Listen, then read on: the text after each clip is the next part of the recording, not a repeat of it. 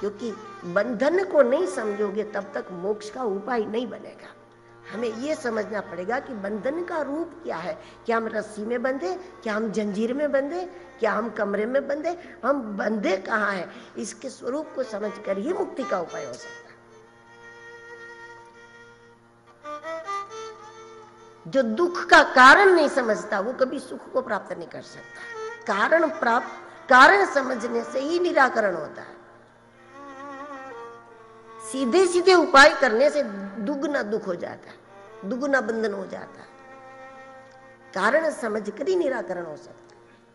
भागवत मोक्ष जरूर देता है, लेकिन भागवत के द्वारा ही दृष्टि प्राप्त करके पहले बंधन का स्वरूप जानना पड़ेगा कि बंधन क्या है।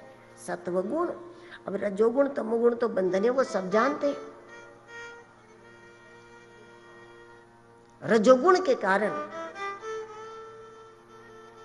व्यक्ति प्रवृत्तियों में, सांसारिक प्रवृत्तियों में, भौतिक प्रवृत्तियों में उलझ जाता है। स्वयं पर नियंत्रण नहीं होता। भौतिक प्रवृत्ति सबको करनी पड़ती है, जब तक दुनिया है तब तक व्यवहार है, लेकिन ब्रेक तो होना चाहिए, नियंत्रण होना चाहिए। रजोगुणी व्यक्ति स्वयं पर नियंत्रण नहीं कर सकता। वो ये नहीं जानता कि मुझे कहां जाके रुकना है। और तमोगुण में आलस बढ़ेगी, निद्रा बढ़ेगी, प्रमाद बढ़ेगा। दिन प्रतिदिन ये बंधन और ज्यादा मजबूत और मजबूत और मजबूत होता जाता है। सत्वगुण, रजोगुण, तमोगुण ये तो मसाला है। जब हमारा शरीर बना है उसी में लगा हुआ ये मसाला है। लेकिन जब हम भागवत से दूर होते हैं, धर्म से दूर होते हैं, सत्संग से दूर होते हैं, तो ऐसे में सत्व रज तम का बैलेंस बिगड़ जाता है। उस बैलेंस बिगड़ने को कहते हैं मजबूत बंधन। सत्वगुण, रजोगुण, तमोगुण ये बंधन है, और उस पर एक लोक लग जाता है। वो लाक है मोह। मोह एक इस प्रकार की गांठ बन जाती है। मोह कहते हैं मालिक भाव को। भागवत सबसे पहले मनुष्य के मालिक भाव को ही तोड़ता है। पहले लाक तोड़ना पड़ता है।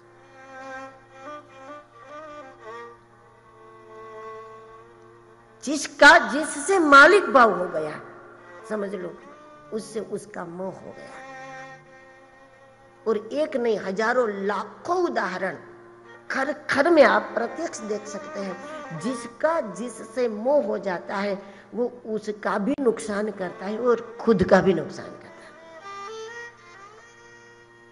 जब तक स्नेह है अच्छी बात है, प्रेम है अच्छी बात है, लेकिन जब माता पिता का संतान से मोह हो गया तो इससे संतान भी आगे नहीं बढ़ पाएगी और खुद का भी नुकसान होता है। मोहाधीन होकर के किए गए सारे निर्णय गलत होते हैं। यही कारण था